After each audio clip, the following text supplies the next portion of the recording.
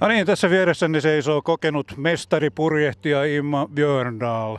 Ja hänellä on kädessään jonkunlainen laite ja sitten hänen veneensä on pahasti kutistunut. Se on vähän noin niin kuin pienehkö.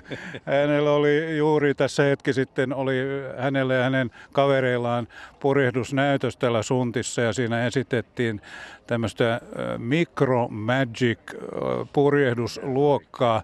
Suuri harrastus tuolla ulkomailla ja Suomessakin nyt sitten tulossa suuremmaksi ja suuremmaksi. Ja Kokkolassa onkin ensimmäiset kilpailut sitten pidetty ihan hiljattain. Kerro nyt Imma, mikä homma tämä on?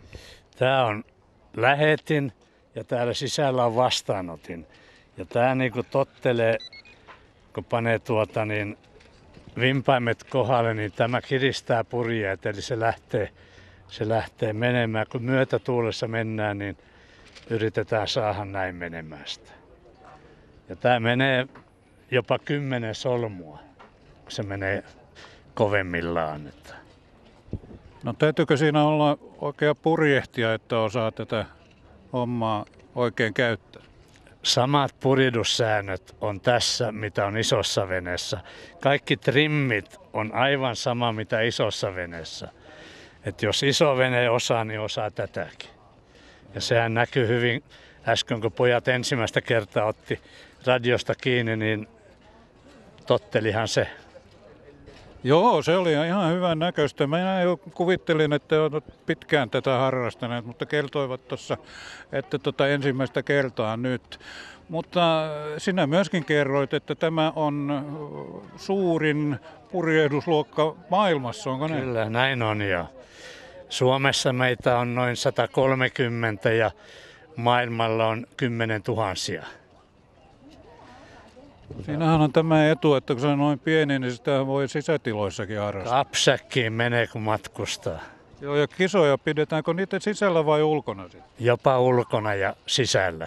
Eli uimahalli on yksi hyvä. Lahdessa oli ensimmäinen kisa tänä vuonna ja sitten toinen kisa oli täällä Kokkolassa. Kaato sateessa ja myrskyssä. Joo, mutta miehistä pelastui. Joo, kyllä. Pelastuiko kaikki veneetkin? Ei kaikki.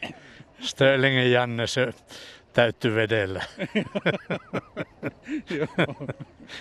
No tämän harrastuksen kustannukset? No tämä on erittäin halpa, eli runko ja radiolaitteet ja kaikki, niin ne on siinä 450 euron paikkeilla. Sitten jos haluaa kilpapurjeet, nehän maksaa tietysti, mutta nehän ei maksa paljon, mutta ne maksaa jotain. No ei se nyt mitään hirveätä. Ei ole. Mitä luulet lajin tulevaisuudesta? Miten se leviää? Tämä leviää aivan varmasti. Aivan se on 110% varmuudella. No mistäs noita vempaimia nyt saa, jos rupeaa miettimään, että hei, toi on kiva? Joo, me ostettiin nämä Hollannista ja tämä vene on Ruotsista, mutta Suomessakin myydään näitä Turussa ja Helsingissä, Tampereella. Onko se vaan sitten netti ja... On nettipeli, joo. Joo. Micro Magicin luokan sivulle menee vaan kattoon, niin sieltä löytyy kaikki. Joo. Sitten voi ruveta kylpyammeessa treenaamaan. Kyllä, joo. Tai Suntissa. Joo. Jos sillä on vettä. Niin. Nyt oli aika kova virta ulospäin, mutta pysyyhän ne siinä käessä kumminkin. Joo, hyvin se meni, ei siinä ollut mitään ongelmaa. Tämä oli hieno esitys ja lajille tietysti menestystä. Kyllä, kiitos.